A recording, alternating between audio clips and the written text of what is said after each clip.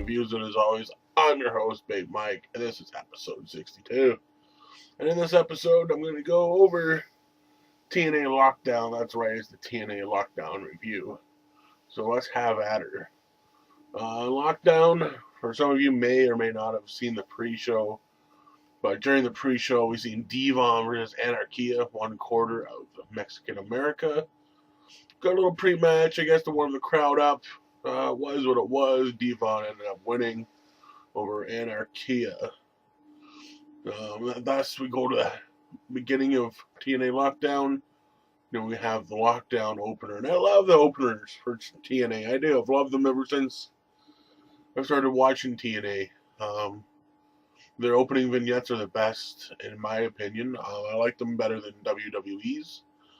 WWE's vignettes are kind of, I don't know, boring. No, not boring. Some of them are good, but I don't know.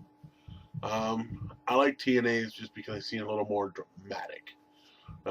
They're much of a better opener. But anyways, moving on to the actually opening match. We had the X Division Escape match, which saw both Bucks, Max and Jeremy, Amazing Red, Chris Sabin, Jay Lethal. Who else was in there? Robbie E. Brian Kendrick. I think that was it.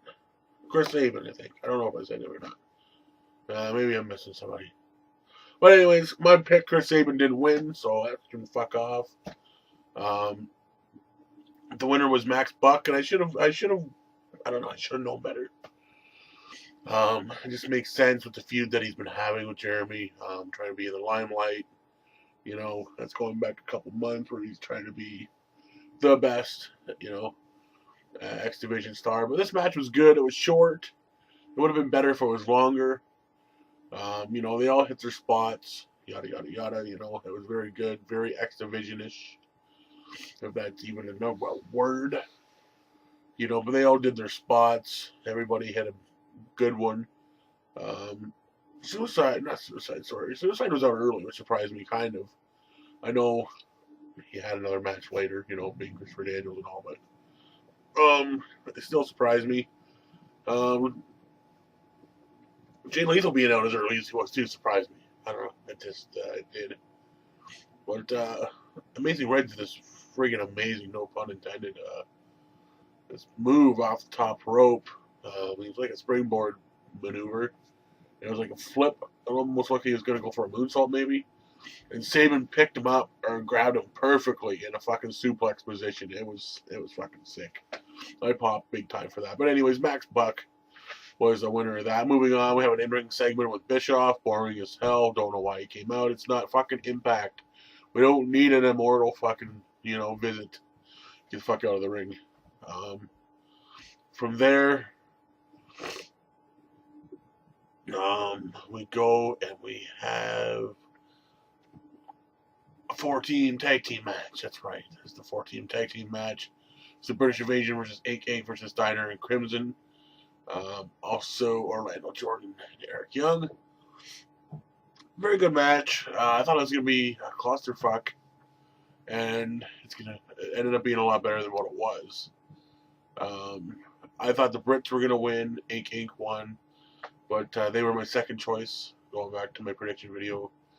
If the Brits didn't win, I knew Inc. would. It was a very good match. A lot of good things from everybody. Steiner hit his regular fucking suplexes. Crimson had a good showing, Jesse Neal, like I said, this kid gets better.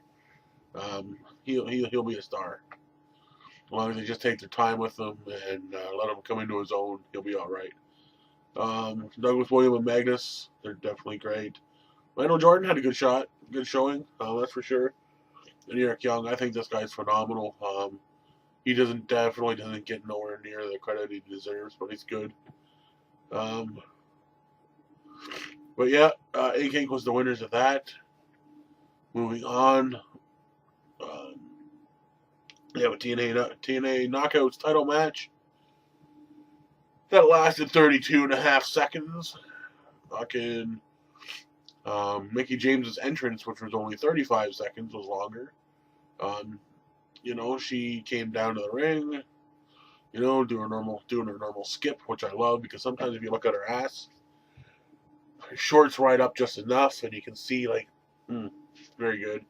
And her boobies bounce a little bit, you know, and she gets in the ring, gets on the top turnbuckle, and all of a sudden, Killer Queen hits. That's right. Madison Rayne comes down. She's fucking gorgeous too. I gotta admit, the knockouts are hot, man. The TNA knockouts are gorgeous. But anyways, her entrance goes the whole like 4 minutes. Takes her tiara off, yada yada yada yada. I guess they had to kill time because like I said, it only lasted 32 seconds this match. Mickie James gets her, throws her into the cage, again, gives her a DDT. That's it. New champ. Mind you, Mickie James is hurt, but come on, don't bury your champ that bad. She just held the title for 188 days. 10 longer than Austin Kong. She's got the record now. Madison Rayne does, and you just bury her. It's ridiculous. But anyways, Mickie James, new champ. And after that we got the Pope versus Samoa Joe. Very good match as well. Not great, but good. I took Samoa Joe won. Thank God. Thank God for that. No, not dissing the Pope, but Samoa Joe's better than the Pope, and he deserves it. And he's kind of just got lost in the mix ever since Immortal came and ever since Hogan came, But it was a good showing by the Pope, though. And I'm not just meaning that because we seen his ass. I don't know why TNA made us see his ass, but whatever. It is what it is. I guess the girls pop for it. I don't know. But, Samoa Joe won. It took a couple muscle busters, but, it was good. Samoa Joe's no-sold, basically a fucking huge elbow drop from the top. Very Shawn Michaels-esque with his elbow drop from the Pope, too. It was pretty nice. It was beautiful. But Samoa Joe no-sold it. Got up. Whatever. But he ended up winning. Hernandez versus Matt Morgan. Hernandez did not win. It was Matt Morgan who won. Myself, I think Hernandez should have won to prove more dominance with this new group. But, whatever. Morgan won.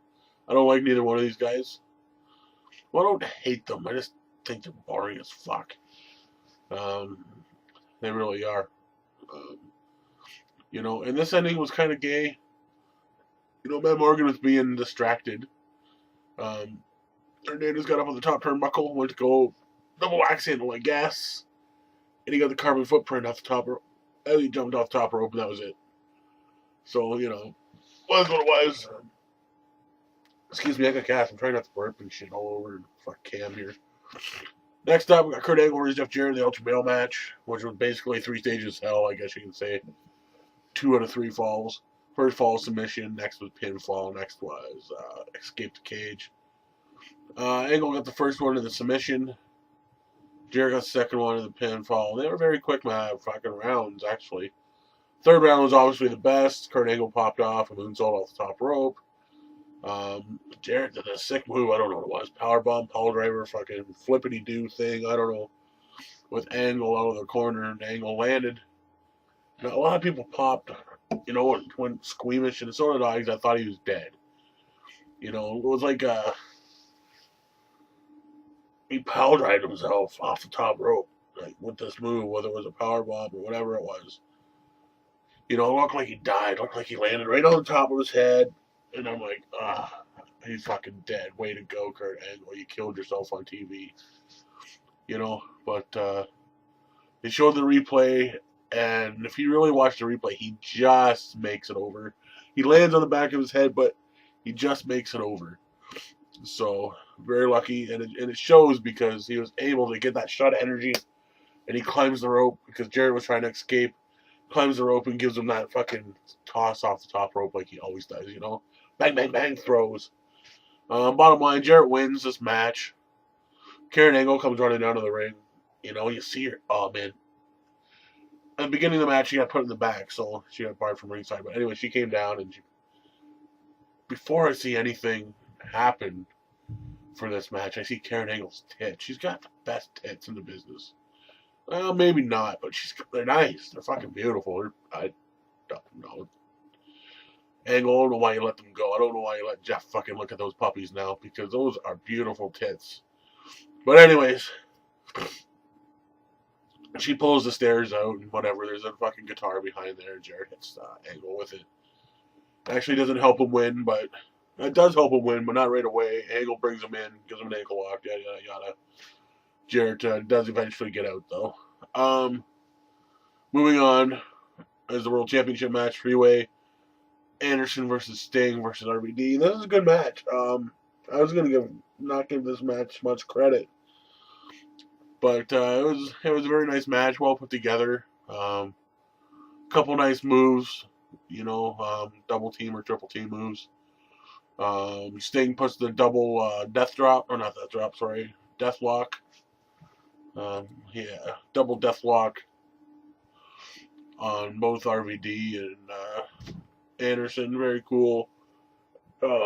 Anderson does a double mic check. There's a death drop, clothesline combo. Sting's going to give the death drop to RVD.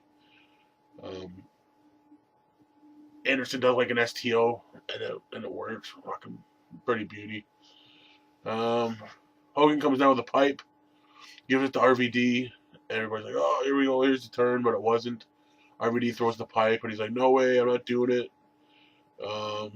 Anderson picks up the pipe and smokes RVD. And he's like, no, I'm not doing it for you. I did it for me. I did it for me.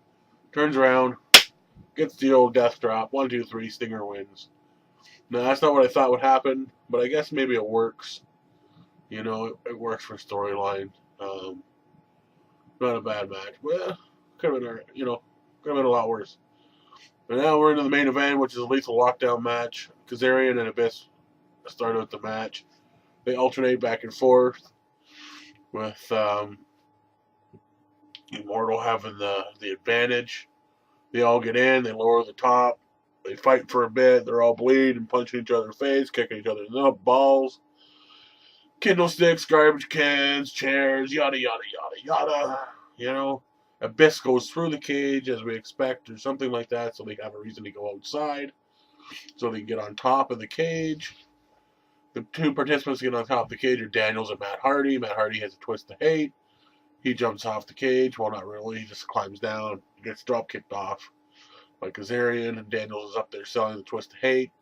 Next thing you know, he gets up and he does a crossbody off the top, which is a pretty good spot. And if you look at my predictions, I told you that Daniels would do the biggest spot or do something there, and he lands it on Matt Hardy and Abyss. AJ Styles makes his return and runs in and starts beating down Bully Ray. And the winner is, well, Fortune, but Robert Roode with an armbar. Yeah, Fujiwara armbar on Ric Flair. So, quite interesting. That's it. That's the end of Lockdown. You had... And I want to say one thing. Hogan, don't let fucking your daughter, Brooke Hogan, if you're going to let her come in, keep her in the back and watch on the fucking monitor or something. Don't let her sit fucking ringside. She kills kayfabe. She has no fucking idea what she's doing out there. She has no idea who she should be cheering for. She's trying to touch wrestlers' asses, grab the fucking chairs. Brooke, sit the fuck down, look pretty, and get the cock out of your mouth. Seriously. Get in the back if you want to do that shit, Seriously. But it just pisses me off. She pisses me off. She's a dumb fucking rich blonde bitch.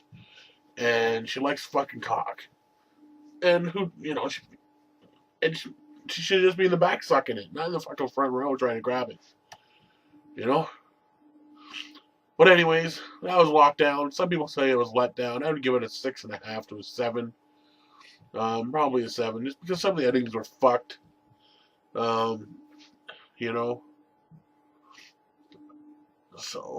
that's that. That's my 2 cents. And I hope you enjoyed the show. This is Big Mike for Wrestling Rants Reviews.